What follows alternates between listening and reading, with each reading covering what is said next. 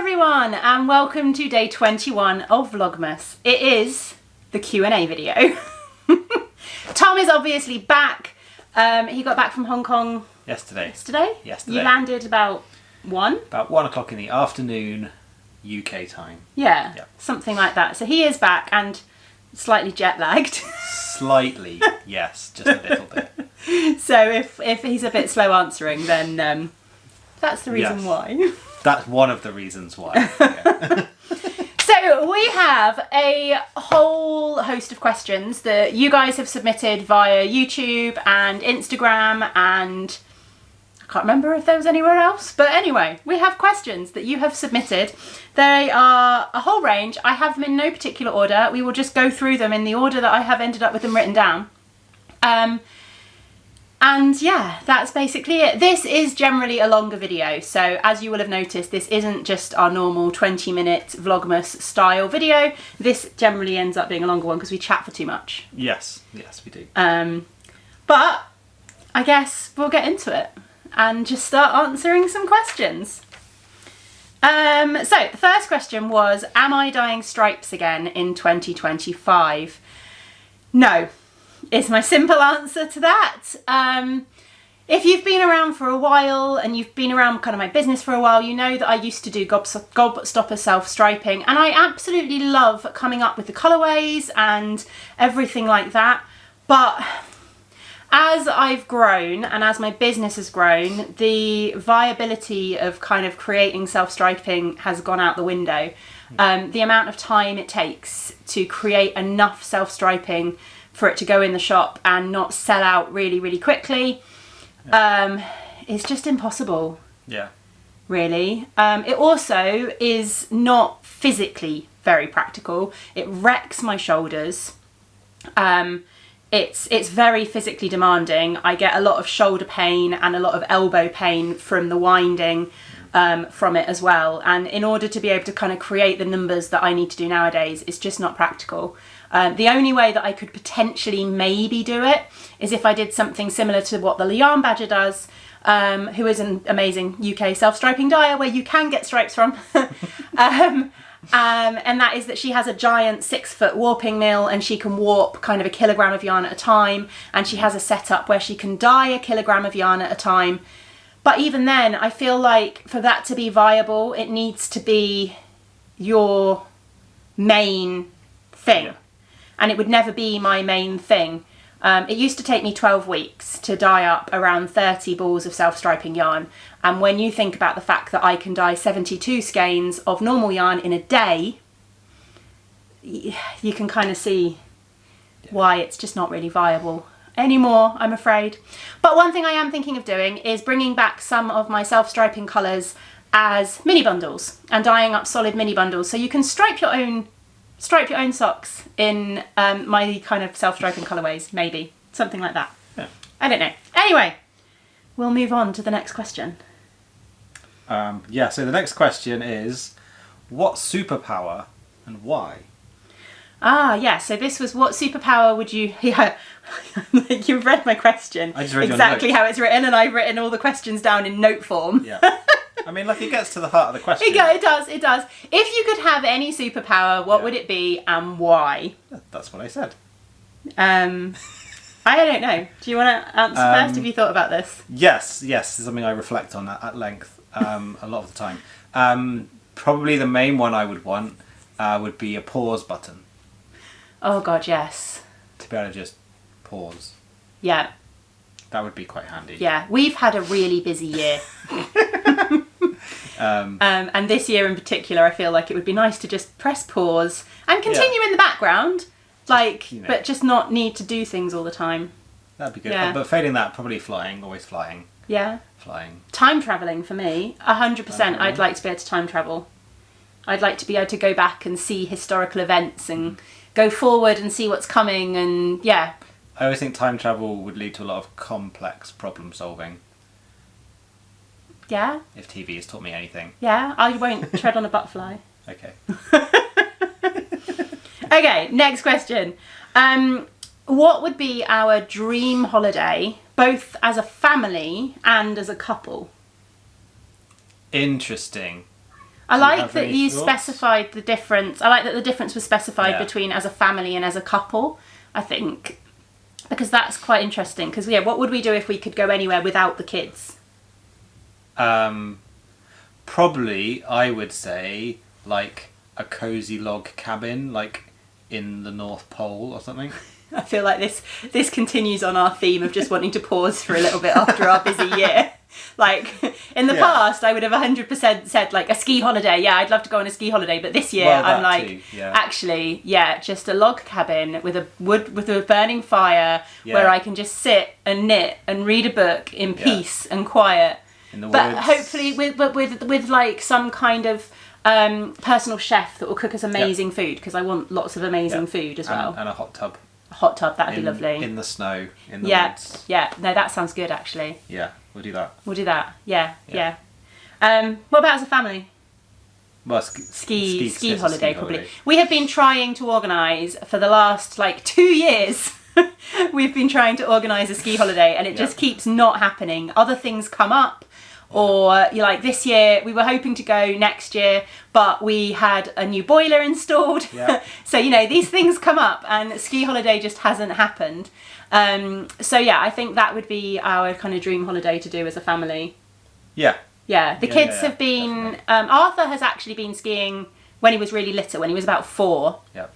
And last year we took the boys up to Aviemore in February and we did like a long weekend ski lessons. and they had 3 days of ski lessons at Aviemore. So they've both got a little bit of skiing and stuff done. We could maybe do that again. We could maybe do that again. Although, yeah, we had other plans for that February half term. Probably, yeah. Anyway, we won't go into those details now. I forget the plans that we have. He does. We've discussed them at length, but... That's my function, is to forget plans. Next question. How did I pick the Advent colours for this year? And actually, I think this question was very much a case of like, how do I pick Advent calendars? Do I get the inspiration first, or does the colourway name give me the inspiration and kind of that kind of thing? Now, it varies. It really varies. If you go back to my Narnia Advent, that wasn't a fade in any way. And the colours were very much dyed inspired by the characters or the events or the specific things. And the same with a lot of my collections. They'll be dyed by specific things or pictures from books or stuff like that. But with this year's Advent, I very much had a colour palette in mind. And then I just dyed up that colour palette. I dyed up the mix of colours that I wanted for that colour palette. I had to re-dye a couple because they were too similar to other ones and things like that. And then I just kind of dyed them up with that kind of thing in mind, if that makes sense. And then I went through the book and I picked out all of the colourway names, or in this case, I think I used quotes from the book this year. And then I arranged the colours in ways that I felt worked with the quotes. Like, really hoping it's a colourway that was early in the book. Like there was a Tooth Fairy colourway, or a colourway that was themed around the Tooth Fairy in the Hogfather book. And I really wanted that to be one of the pasteler kind of pink and purple and blue kind of colours because it fit with my idea of the Tooth Fairy. And sort of that's kind of how I did it this year, I think, if that makes sense. But it does vary a bit by the theme that you've got. Yeah, and I mean, Like last the year's... Charlie and the Chocolate Factory one. Yeah, Charlie and the was Chocolate just- Factory one was very much just, I knew what colours I wanted. They didn't really relate to the names at all. Yeah. The same with last year, because last year's was a pure fade for the Midsummer Night's Dream. Yeah. It was just a pure Just a pastel fade. fade. That didn't relate at Yeah. all to any of the colourway names. So this year was a bit of a mix. I dyed the colours first and then I kind of gave them to the colourway names, Yeah. I think.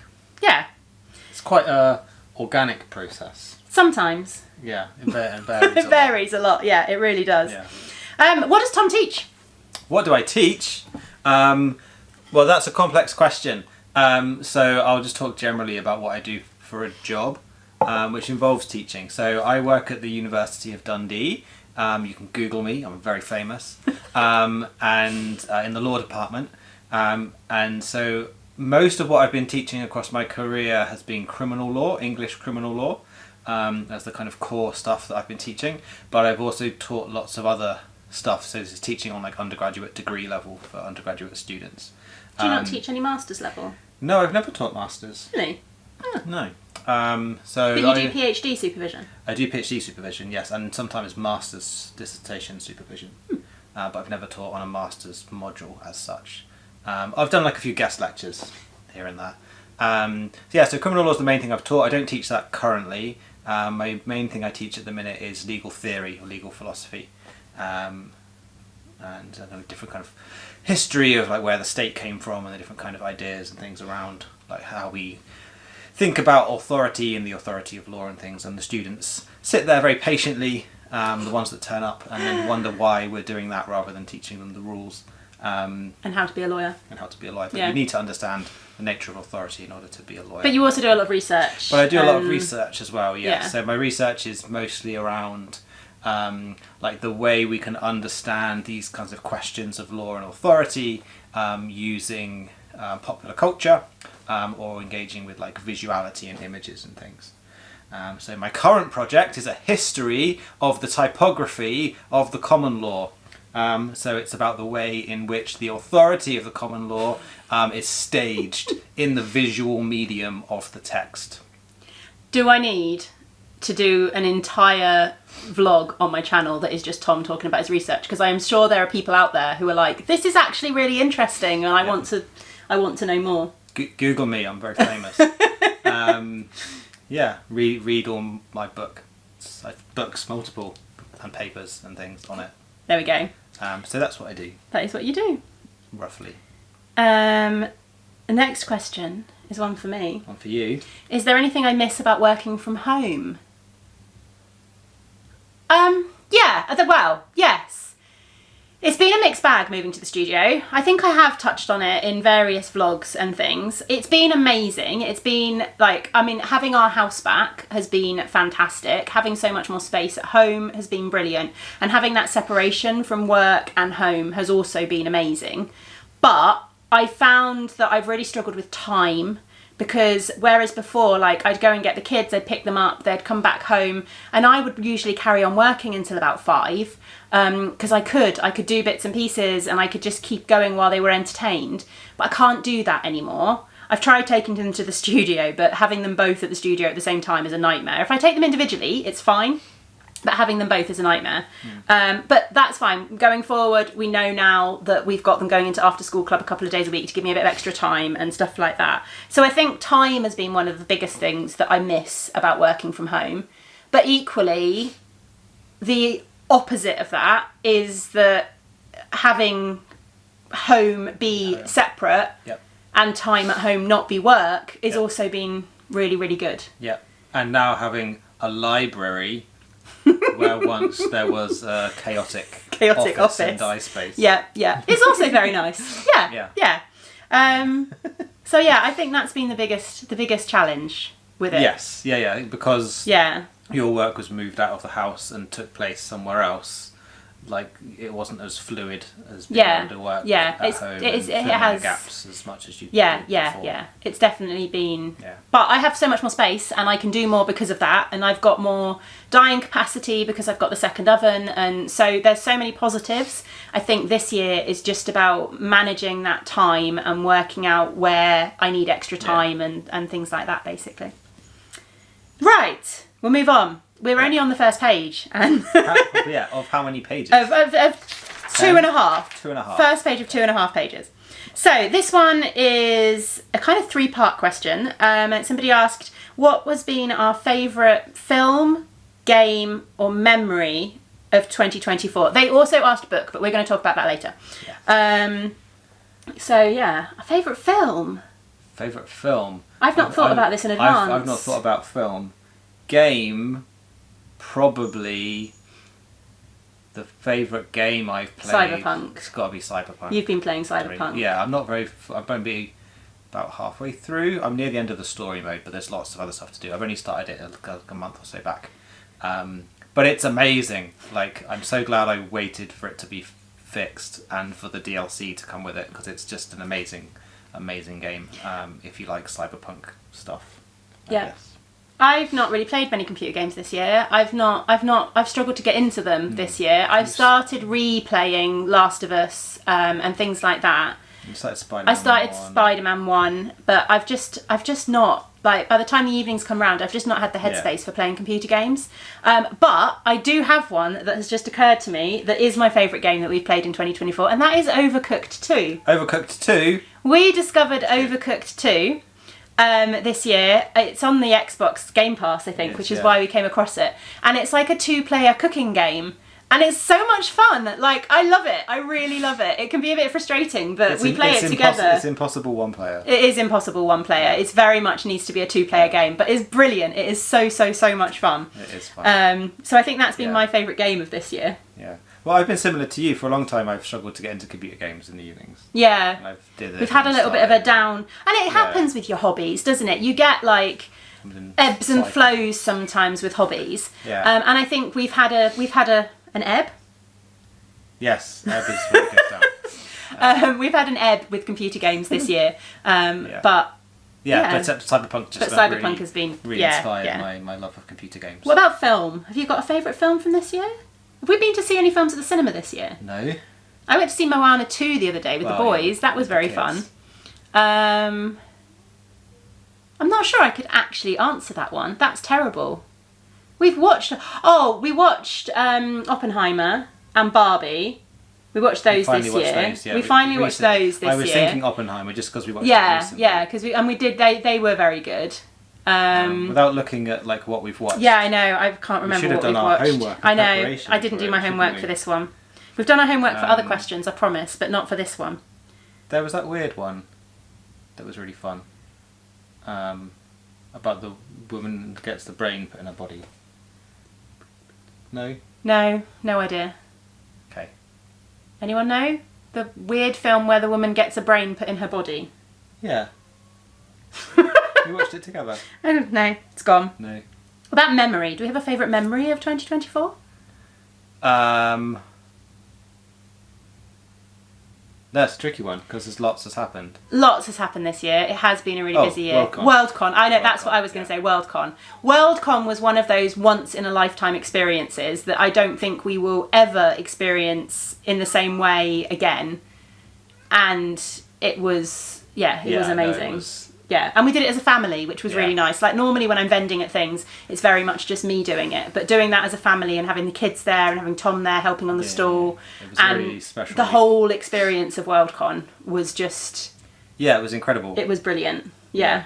Yeah, and like, because we didn't quite know we didn't have a clue. We didn't really know what it was or what to expect from it. And it was just like the scale of it. Yeah, it was really good. It was so brilliant. Yeah. Yeah. So definitely, I think that would be our favourite memory. Yeah. How did Giddy Yarn start? Well, once upon a time... Helen had a baby. In the kitchen. No. No, that's not where the baby was. That's where Giddy Yarn started. Yeah, once upon a time, Helen had a baby and she got bored. I was watching too much YouTube. Yeah, I was watching too much YouTube and knitting and basically literally that. When I had Arthur... I was doing my master's degree. So I was really, really busy and that's kind of all I knew with life with a baby. I just had to get on with it. And then when I had Jasper, I wasn't doing anything. I was on maternity leave and I wasn't really doing anything and I was bored. So I ended up, I started dyeing up some yarn and giving it a go and then somebody suggested... In the kitchen. That's where the kitchen comes in. Not the baby in the kitchen, although the baby was probably in the kitchen at some point, but he wasn't born there. Where he was born. You've made me lose my train of thought now. And somebody suggested, why don't you try selling some on Etsy? So that's what I did. Yeah. And that was 7.5 years ago. Yeah. I think, and amazingly, I've got to where I am now, and that is ridiculously crazy. Yeah. But looking back at those tiny days of giving it a go in the kitchen, microwaving the yarn. Yeah, microwaving. Well, I didn't microwave it. I used to steam it. I used to steam it. I used to wrap it in cling film, and then I had like a multi-tier steamer that I'd put on the hob and steam the yarn in. Like very early when you were first experimenting. Yeah, but that was before I was doing it for the shop. Yeah. At the shop you were steaming. But I do know there are some quite big dyers out there who microwave their yarn and use that as a way of setting their yarn. Yeah, that's a method. Yeah, it is. There's lots of methods. So that's that one. How long have I been knitting? Longer than that. Yeah, I started knitting when my friend was pregnant with her well, I say her first child. She only has the one. When my best friend was pregnant with her little girl. Technically correct. Who is now 14, 13, 14. She's definitely a teenager. Yeah. Yeah, so that long, basically. Yeah. I wanted to knit something for her baby, so I bought a book called Nitty Gritty. Yep. And I learnt to knit from that book, basically, and that's where it all started. And then I went from there. Yeah. And it was probably when our kids were born that I really kind of started knitting more. Well, it's off because was it with Jasper where you couldn't knit? Oh, yeah. yeah. You had, like, knitting I couldn't touch yarn for the entirety of my pregnancy with Jasper. It just made me nauseous. And then she's been compensating ever since. Yeah, pregnancy is weird like that. So yeah, about 14 years, but it was very much because I wanted to knit something for my friend's baby, which I did do and gave to her, and it was hideous. And I suspect her baby never wore it. But hey, I learnt to knit, and now I'm here. So yeah. Yeah. I like the next question. The answer to it is no. Is it Tom's voice doing the joke of the day laugh? No, it's not, I'm afraid. That would be amazing if it was. Yeah, no, my laugh is not that expressive. No. No, it is. I use a website called Epidemic Sounds for all of my music. It's a website, you pay a subscription, a monthly subscription, and you get copyright-free access to all of their music library. But as part of that, they also have a library of sound effects and things like that. So it is a sound effect from Epidemic Sounds. But it would be amazing if we could do one that was just your voice. That would be very funny. Maybe next year. Maybe we'll try next year. Maybe. Books. Now, somebody asked us what have been our favourite books of 2024 and what was our top book of 2024. Now, I'm only going to answer top book because tomorrow or the day after, you're getting a video which is me talking about my top 10 books of the year. Which in itself is a very, very narrowed down list. It's very narrowed. Because you've had a very ready year. I have had a very ready year. Yeah. I don't think I've read 10 books across the year. I'm a slow reader because I read a lot for work. By the time it gets to bedtime and I do some casual reading, I tend to read 2 or 3 pages and then fall asleep. And also, you read books that are the size of the book you're about to talk about. I won't talk about that yet though, because it says books plural. Oh, okay, so you wanted to mention a couple of others. Talk about a few other kind of very good books that I read, and then I'll talk about the one that I'm going to say is the best book. The other book I was going to pick was The Poppy War by R.F. Kuang, because it's incredible. It is a series of 3 books. Poppy War is the first of the series, and it's a fantasy, kind of high fantasy book, but it's set in like a Oriental Chinese history type setting, rather than the kind of Western medieval type setting that a lot of fantasy is set in. So it's all like kind of martial arts, and then there's magic, which he kind of draws down power from the gods to spurt fire everywhere. And it's just brilliant. If you haven't read it, I would recommend it. It's quite hard hitting, so it's not for the faint of heart, but it's very, very good. I've not picked that as my top book because I've not yet finished the 3rd one.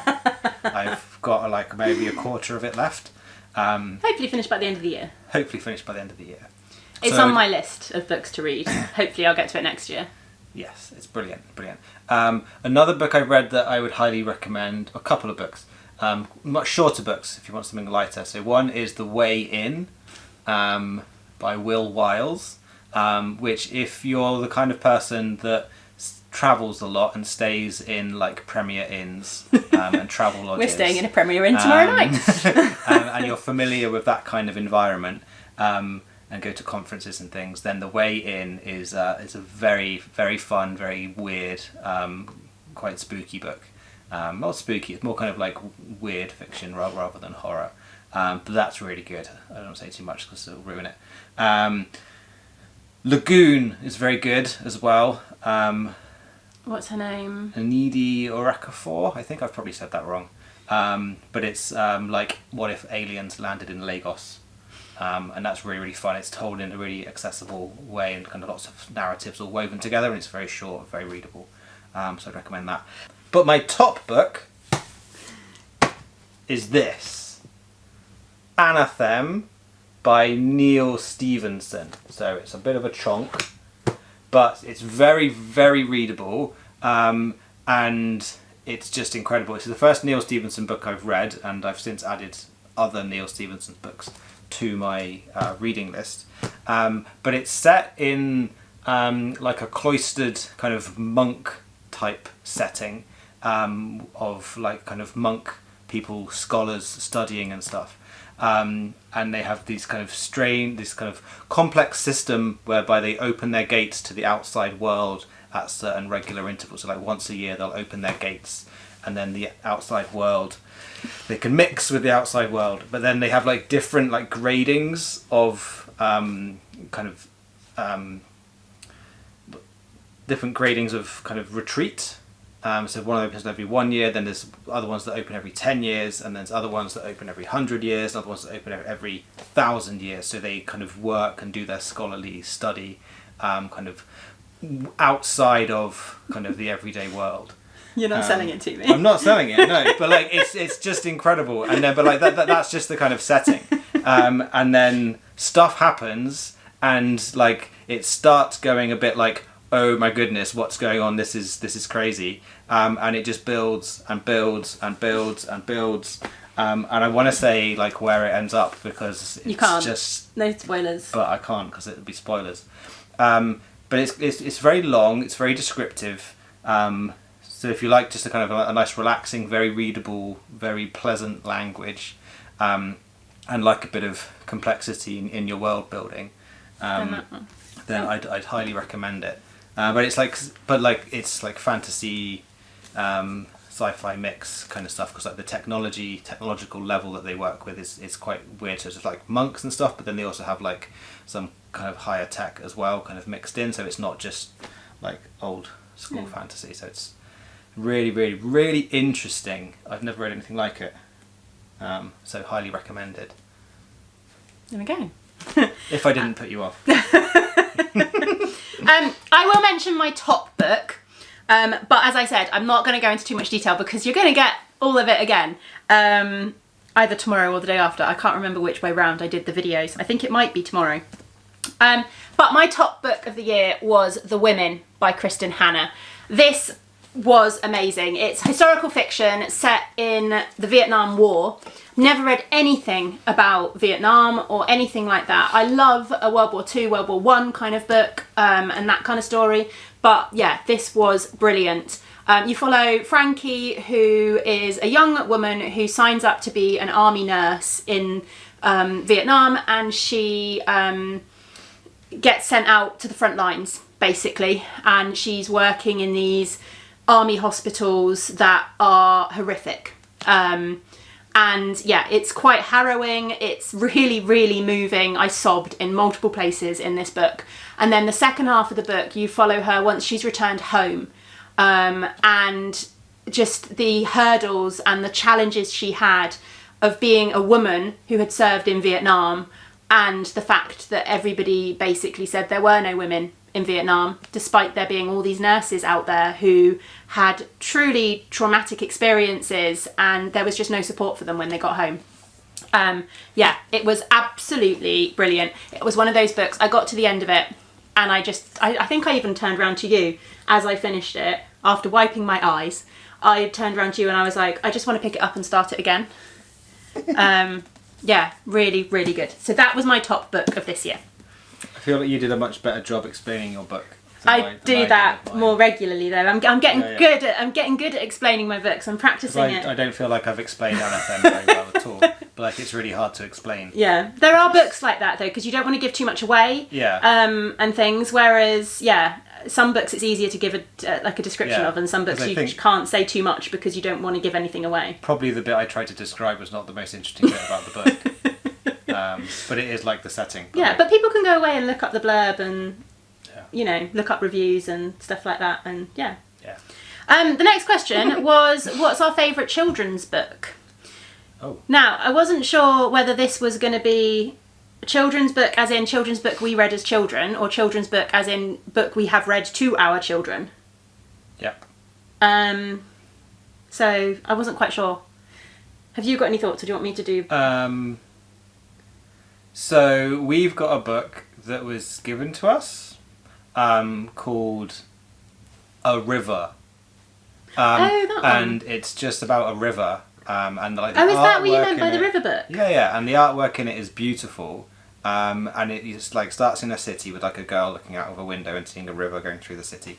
And then you turn the page and it follows the river like out through like the industrial districts and stuff, and out of the city and out into the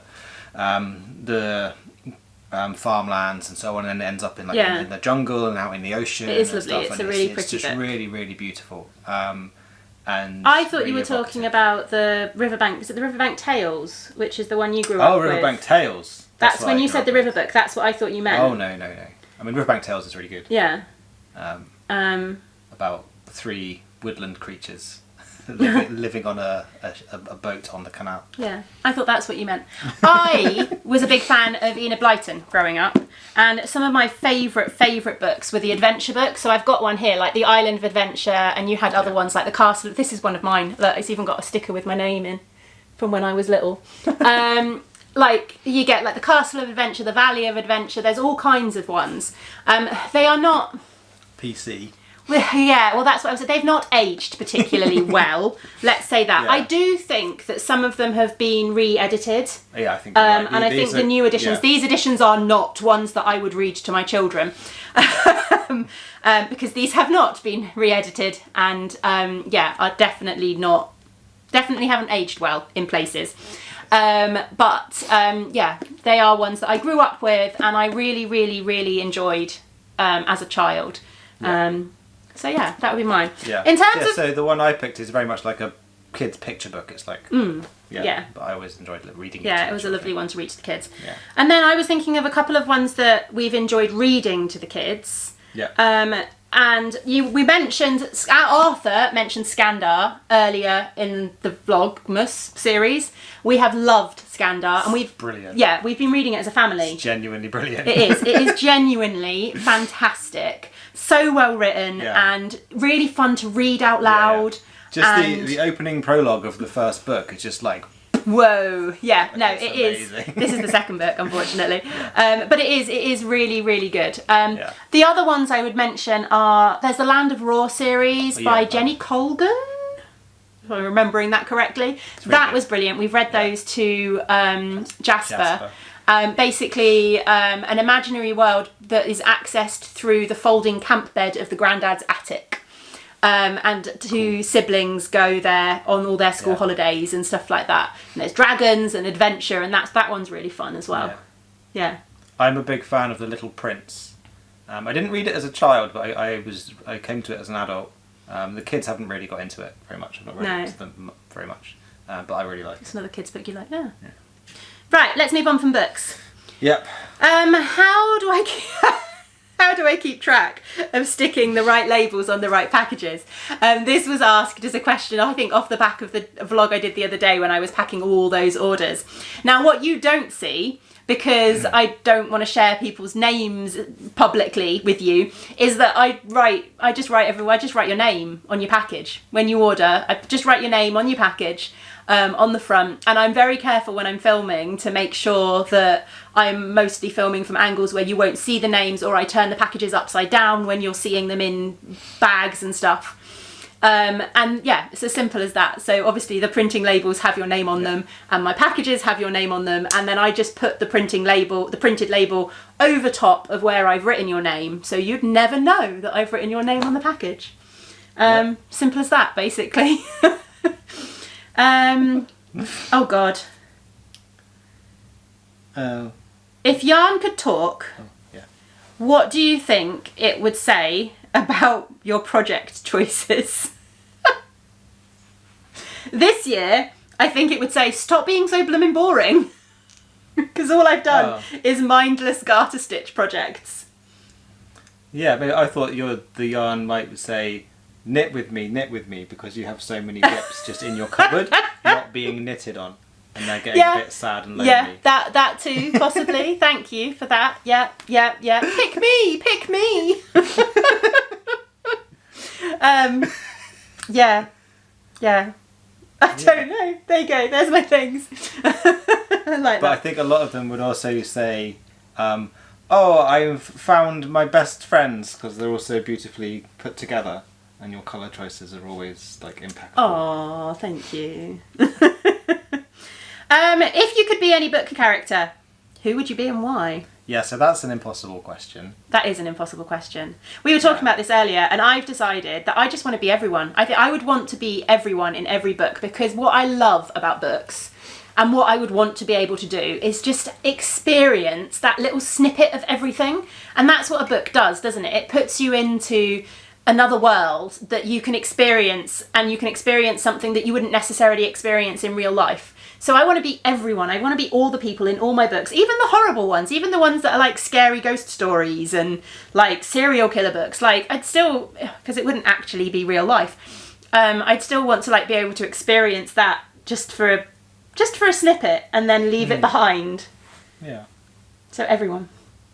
Do you have a more accurate question? A more accurate answer? A more specific answer? Not particularly. No? I mean, if I had... probably Aragorn. I mean, who doesn't want to be Aragorn? Lord of the Rings. Yeah. You must have someone, if you had to pick. I genuinely can't think of a specific person from a book that I would want to be. And maybe Viv from Legends and Lattes. She is cool.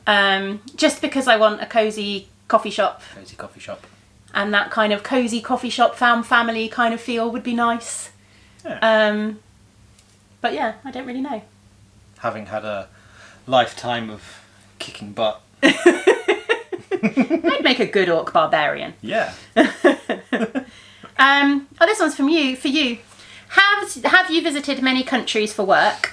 Which was your favourite and why? I have visited a number of countries. I don't know how many.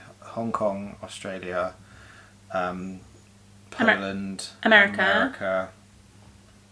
I'm sure I've been to other places. France. Been to France? Yeah, you went to Paris. You did that thing in Paris. Yeah. France, Italy. I went to Italy a few times. Norway. Well, no, you were supposed to go to Norway, but you didn't go because your flights... I went to Tromsø. Oh, did you go to Tromsø? Oh, okay, Tromsø, yeah. Norway? I don't know. Helsinki is Norway. I don't know. Oh, well, Anyway, it's showing off our bad like geography skills there. So, yeah, lots of places. Favourite? That's tough. Melbourne. Melbourne's really nice. I've been to Australia probably the most of all the places I've been to. Italy, Rome. Oh, you've been to Rome a few times for work. Rome was good. The first time I went to Rome was not so good. It was fine, but like I didn't really take to it. The second time I went to Rome, I think I was in a different part of it, and it was really, really nice. And I was with lovely people as well, and that makes a difference. Hong Kong is amazing. It's full of Chinese food. I mean, what's not to like? And it's a multi-dimensional city, so it's not just flat. It's also up and down, so it's impossible to navigate. And it reminded me of playing Cyberpunk a little bit. Let's lead that into, because you were talking about the fact that you really liked Hong Kong because the food was really good. So actually, let's skip a question. We'll come back to it and move on to what somebody asked. What was your favourite food / drink in Hong Kong? Well, see, that's a difficult question because there was lots of very, very good food. Even the kind of just random kind of cheap diner food was really, really nice. We are a big fan of Chinese food, aren't we? Yeah. So one thing I had, I don't know, like a lot of it, like I don't know what it was because it was just like the name of it is just like beef and sauce or something. Right? So there was one that was like bits of pork, like in like Chinesey like soy type stuff, and it was really, really yummy. With potatoes. I never have potatoes in Chinese food, but it's a potato that was really, really, really nice. I had a really interesting dish that was like fried noodles, so they were really crispy, and then like a really gloopy sauce with pork and mushrooms that made the noodles go soggy, but they were still kind of crunchy. That was really, really fun. Breakfast was one of the things you mentioned to me. And yeah, so the hotel breakfast had like noodles and rice and like laksa and congee and soup and all kinds of things, as well as like an attempt at a kind of a British Yeah, and you were quite taken by the congee. But the congee I'd not had before, and that was really, really nice. It's like porridge, but... It's like a rice porridge, so it's rice but like cooked for a long time, like with loads and loads and loads of water. So it goes kind of like porridgey but quite runny. And then you put like sprinkly things on top, like crispy shallots and spring onions and stuff. It's really quite an interesting kind of flavour, but really, really nice, really cosy. You're making me hungry now. Well, we're going to have dinner after this. We are going to have dinner after this, yeah. So I think the congee I'm going to try and cook myself, and that'll be fun. But yeah, it was lots and lots of really nice stuff. Yeah. Right. I'm going to change the order of the last few questions a little bit, just to confuse us. So, first of all, if I could only dye using one colour and one yarn base forever, which would it be? Well, yarn base is easy. Sparkle. I love the Stellina yarn base. It is one of my favourite yarn bases. It's got a slightly higher twist, so it shows speckles up really beautifully. It dyes really beautifully. I genuinely think every colourway I dye looks better on sparkle. So I would 100% dye the sparkle base all the time if I could. I think that's one of my favourite bases from the bases that I dye. If I could only use one colour, that's difficult. Is it? It is. It is difficult because my brain immediately goes purple. Oh, interesting. But I'm wondering if I'm because if I'm allowed to change the tonality of the colour, if I'm allowed to have like different saturations and different depths of shade and stuff like that, I feel like I could do a lot with purple. Okay. You thought I was going to go for teal. Yeah. I knew you were going to say that. Yeah. You love teal. Yeah. I do love teal. I love teal and turquoise and purple and those kinds of colours. But I think if I love dyeing purple. I think that's the difference. I really like dyeing purple. I just, yeah. So there we go. I think that's that one. Purple sparkles. Purple sparkles. Another slightly random. How many cats could your stash entertain at once? Tom is looking at my yarn stash. Well, okay, so... A whole cat shelter of cats? How much yarn does a cat need? How much yarn does a cat need? Yeah. Like a if a cat needs a single skein per cat, then I could entertain a whole lot of cats. A whole lot of cats. But yeah, a whole shelter's worth of cats. I could just get the whole rescue centre. What's the mass noun for a cat? I don't know actually. A scurry? I don't know. I have no idea what the mass noun. A chaos of cats. It should be a chaos of cats. We're making it that now, whether that's what it is or not. A cat award. A significant. How many cats could your stash entertain? Right, and then we're going to finish off with 2 questions around board games. Now, you wouldn't know it from this year's Vlogmas, but we are really, really big board game fans. We have a lot of board games and we do love them. I think, did we go to the board game cafe once? Oh, we did go to the board game cafe during Vlogmas. When we went this year, when we went Christmas shopping. Yes, we did. Yeah, so we did go to our board game. Much. We didn't play a lot. We showed a few clippets of what we were playing. But yeah, we haven't. Normally we would have evenings playing board games and stuff, but it just hasn't happened this month. But I had 2 questions around board games. So the first one was, could we recommend a board game that's easy to learn but fun? And we've actually got 3. We do have 3 that we were going to mention. Which one do you want to talk about first? I don't mind. Well, you've got one in your hand. So the first one we've got is Scout. Scout. This is a funny game. It's brilliant. It's like a card game. It is a card game. It is a card game. Yes. But it's so like a card game that it's a game you play with cards. Yeah. It's uncanny. The thing that I find funny about this is that the theming, it's all themed around a circus, but the theming is completely irrelevant. Yeah. It's kind of a trick game, isn't it? Where you're, like when I say a trick game, I mean like whist or rummy, that kind of thing, where you're trying to win tricks. It's that kind. It's kind of like that. Like somebody lays a card with a number on it, say like a number 2, and then you can lay something that's more than a 2 to beat it, or you can lay more cards to beat it. So you could lay like 2 1s, and that would beat the 2. Or you could lay a 5, and that would beat the 2. But the novelty is that once you pick up your hand, you cannot rearrange the cards in your hand. So you are restricted by the way your cards are arranged in your hand. So if you wanted to play 2 2s, they have to be next to each other in your hand. Yeah. If you wanted to play 3 4 5, they would have to be next to each other in your hand. And then the cards have like different numbers top and bottom, so you pick which way up so you choose which way up your hand goes, but you can't then rearrange your hand. So there's some interesting strategy around playing cards out of your hand in order to bring other cards together and stuff. But it plays really well. It sounds quite complicated, but it does play really well. We've played it with both of our parents, and they've got on with it really well. That's always my my threshold as to how easy a game is to play. Whether we can play it with our parents and they get on with it well. And the kids play it. The kids can play it as well. Scout is one of those. The next one is Isle of Cats. Now, the main game of Isle of Cats, I would say, is a little bit complicated. But it has an amazing family mode. And the family mode is super simple and super fun and really easy to set up. And basically, you have boats, and you are trying to fit all your cats on your boats, and you have to kind of tessellate the cats. Tessellate the cats. Yeah, cat exactly. tessellation. On the side of the box, there's a picture of cats tessellated on the side of the box. There you go.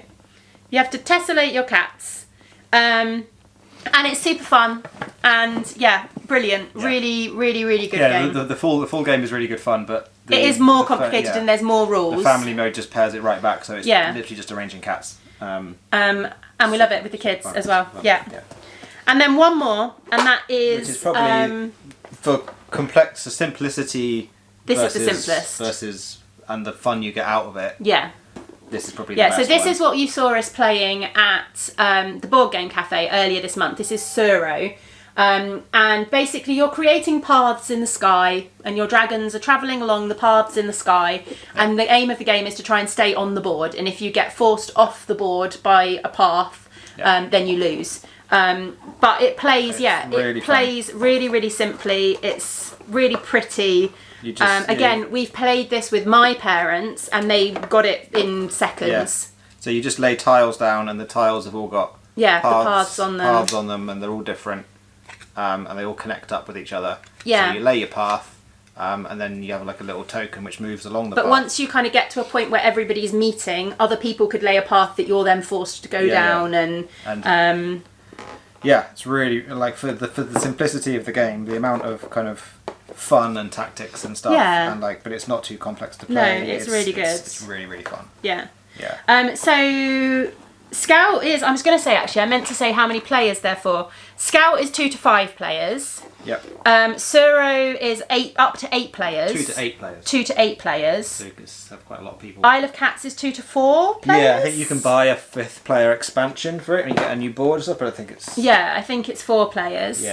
And then the last question was our favourite board game for 2 players.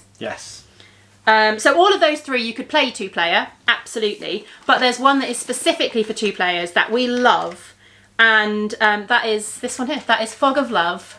Fog of Love. You're basically playing a romantic comedy. You play a rom-com. So you design, you create. Hold it while you talk. You create like a basic little character with just like from some random cards and stuff, and then you play through rom-com scenes.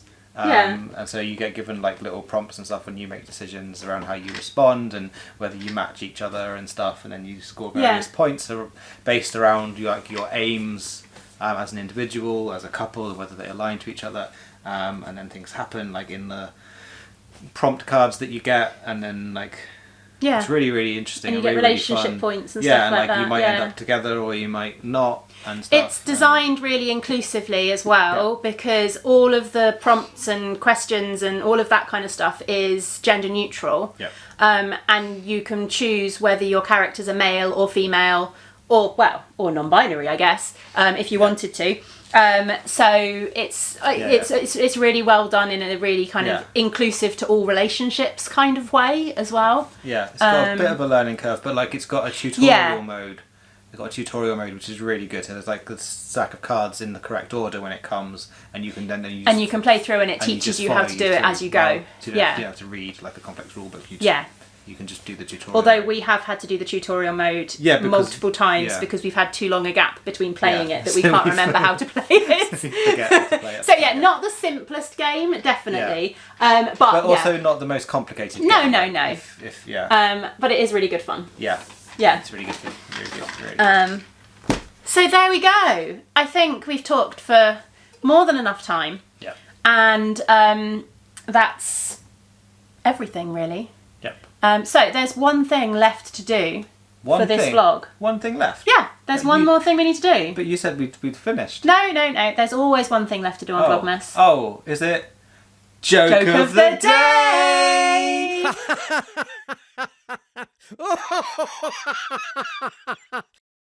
Knock knock. Oh, we've not done a knock knock joke before on Vlogmas this year. Who's there? An interrupting Santa. An interrupting Ho, ho, ho! Thank you very much for watching, and we will see you tomorrow. Bye!